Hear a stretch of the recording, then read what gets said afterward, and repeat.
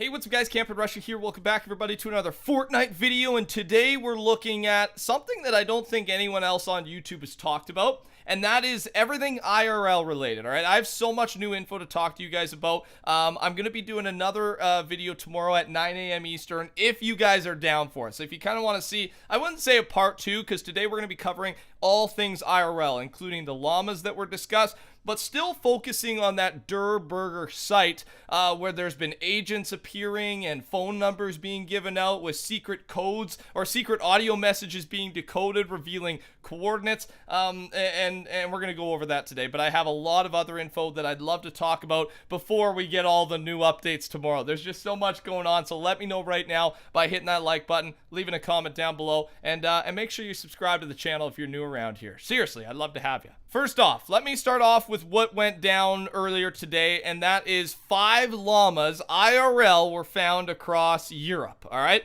And this is where they've been found: London, England; Barcelona, Spain; Warsaw, Poland; Cologne, Germany; and Cannes, France.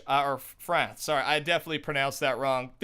My bad. And just here's one of the photos. They all look the same, just in different locations, and it's super cool, man. Now, I gotta be honest, there's been nothing to point towards a solution here. Like, why are these llamas in these specific areas? Honestly, there was an explanation. There was this triangle plus an extension that kind of matched up with all the different rifts and portals we were seeing on the Fortnite map. But then once the 5th llama was found, it totally debunked that theory. So there's not much that's been discovered. If there is any meaning on this, I think there has to be, but at this point I've got nothing. Again, if something develops before that 9 a.m. Eastern video tomorrow, I will update you in that, so make sure you're subscribed. But that is not the main topic of today's video. Most of you guys already know about that, and until we have a solution, there's no point talking anymore about it. We are going to focus on one Reddit user that has taken a lot of time out of his day. His name is xradxdadx.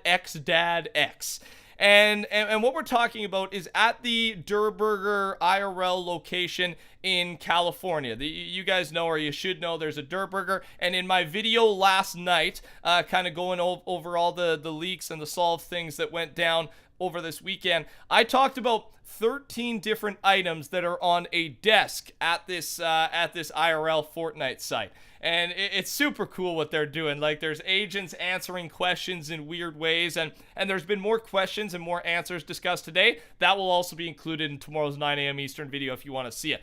But today we're focusing completely on those 13 items. Some of those items were business cards, but most of them were like books and articles written by different people, and they all had titles like UFO and nuclear weapons and stuff like that. So it's hinting towards the season theme. So this guy, he went and he's looked at 3 of the books, the articles, whatever they may be. He's taken a very thorough look at 3 of the 13 so far, kind of the ones that stood out to him mostly, and he's found a lot of interesting stuff. So this one's going to be one of those videos where I'm going to present you the info. Some of it solves, kind of, but it's more just presenting everything interesting that could relate to Fortnite that he has found, and then he wants, and I want you guys to kind of chime in. What do you think? You're a lot smarter than I am, and let's come up with some solves, some solutions. So he's written a lot on each of the 3 books that he talks about, and I'm gonna point out the important stuff from the important stuff that he thought was important. So if you want to read everything he said, it'll be credited down below in the description. Let's get into it. So I found quite a bit about one of the books at the IRL site, To Men of Earth, including White Sands incident. I haven't seen anyone mention it, so I'm going to break down what I understand and try to keep it semi-short. So, just to start off, the reason I started looking to this book in particular is because White Sands is the first U.S. nuclear test site, all right? There have been a lot of rocket launches and plenty of UFO sightings. It's right beside Roswell, NM. So I thought it might tie into the season storyline. And yes, right there, nuclear test site, rocket launches, right? We had our massive rocket launch event, and then UFO sightings with the recent skin leak, the skin teaser that we had this morning. It looks like some type of alien god from a different planet, and you are going to see, as I go through this over the next 10 minutes, it's going to be mind-blowing, man. Aliens are coming, some type of alien form, and let me show you why. So, next up. This is, and I'll mention when we skip to the next book, all right? But we're on this To the Men of Earth. The most interesting part to me was a final message from Alien Alan given at the very end. He contacts Fry a few years later while Fry's in a secluded cabin in the woods of Oregon. Cabin in the woods, maybe? He tells Fry that his civilization was actually from Earth and lived here over 30,000 years ago. He warns that the nuclear arms race between the US and Russia is going to lead to the downfall of civilization on our planet as a whole. He urges Fry to speak up before it's too late. He basically says his own society was more advanced, but still did the same thing 30,000 years back and wiped the world with weapons of absolute energy that make a hydrogen bomb look like pop rocks. Okay. The few survivors attempted to escape the radiation by fleeing to a high plateau in Tibet, where they had rescue ships there that could make it a couple planets away. Mars was way more life-friendly back then, so some decided to stay and rebuild, apparently avoiding the science that got them in the pickle in the first place. The rest left for Mars, and mankind entered a new dark age here on Earth. There's a lot more to read, but I just tried to mention the parts I read that might be relevant to the game.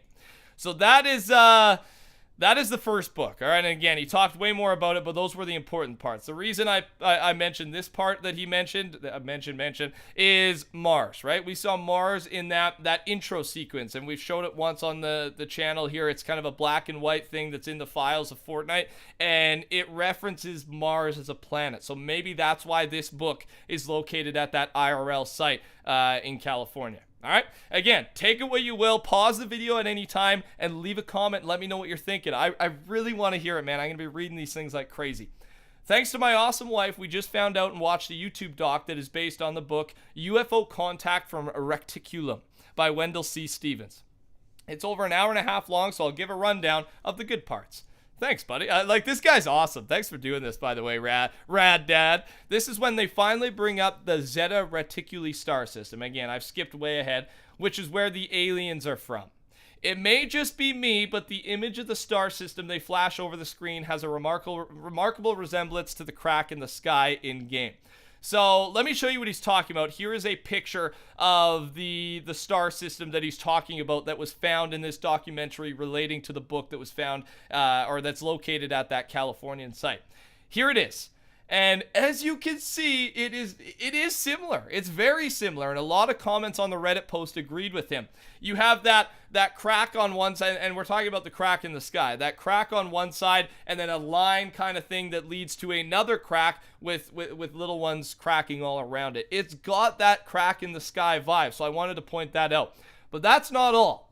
Apparently, this constellation is also well known as an alien hideout. Lots of folks think this constellation is where aliens come from because people think it might be able to sustain life similar to Earth. From what I saw, aliens from this star system are believed to be human-like, which ties back into the white sand stories to some extent. And that white sand story we haven't really talked about. We did briefly, but the reason I wanted to bring this one up is because the people at the agents, right, the people who are located at this Durr IRL site in California, they obviously seem to be from another planet or from another, star system. But they still have those human life characteristics. They have the human language, but they seem to be responding in different ways. And again, if you want that part 2, I'll go over more of those responses. We did talk about them earlier this morning or yesterday. They respond in a weird way that's different than how humans normally respond, but similar.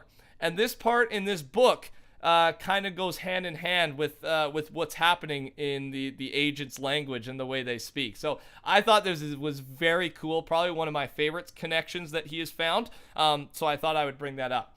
The third and final book found from the IRL site that he's went over so far is Flying Saucers, Fact or Fiction by Max B. Miller. If you missed my, and then he just links his other 2 breakdowns that we just talked about. So page 4, and this one was a really long one, so he skimmed through the pages. This guy's awesome. He put so much time into this. And first off, he saw Charles Fort and Desmond Leslie are mentioned as top UFO investigators. So that could be a coincidence, but Charles Fort, maybe they put it in there just for that reason. And again, no one knows if these 13 items actually mean something, but why, like, they've obviously put them there for some reason, whether it's little, big, or, you know, even as big as we're talking about right now, this detailed, who knows, but we're going through it anyways. We might as well try and figure it out. Now, he also found on page 29 that they mentioned the White Sands. And again, that's the thing we talked about right at the start there. That's that first U.S. nuclear test site with the rocket launches and all the UFO sightings. So at this point, every single book he has talked about has mentioned White Sands. And we know there's rumor about sands, about a desert. I don't know if there's a connection there, but White Sands has been mentioned 3 for 3 in these books. So I thought I would point that out. He also, on page 34, mentions light speed and time, talks about a few hours of space travel could equal millions of years on Earth. I thought this was important too, because maybe, we know we haven't seen the visitor took that rocket and he left. Maybe he comes back. Maybe he brings stuff back. And again, even though it's only been a few weeks in the Fortnite world, maybe the visitor has experienced millions of years, or where that other dimension has experienced millions of years.